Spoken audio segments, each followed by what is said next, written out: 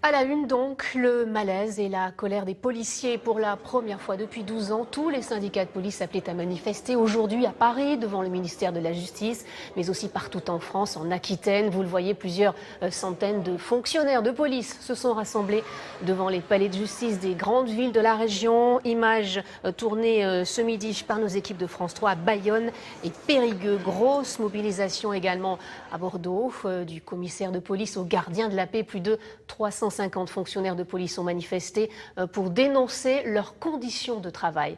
Gilles Coulon, Thierry Julien. Une minute d'applaudissements en hommage aux policiers grièvement blessés la semaine dernière à Saint-Ouen. Le braqueur était un multirécidiviste. Il s'était évadé lors d'une permission. On veut une protection de la justice, une protection des policiers. Que des individus, quand ils sont des permissions de liberté, que ça ne soit pas donné comme ça. Il faut que ça soit bien étudié.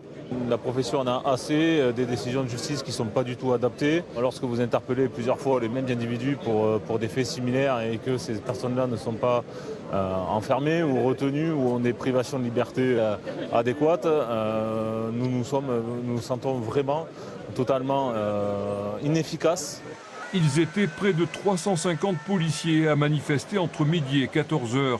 Motif, des décisions de justice intolérables, des carrières sacrifiées et des conditions de travail qui se dégradent. À cela s'ajoutent en toile de fond des services de plus en plus importants, depuis Charlie Hebdo jusqu'à la COP21 en allant sur l'Euro 2016. Faire toujours plus avec moins, cela au bout d'un moment n'est pas acceptable et entendable pour les policiers.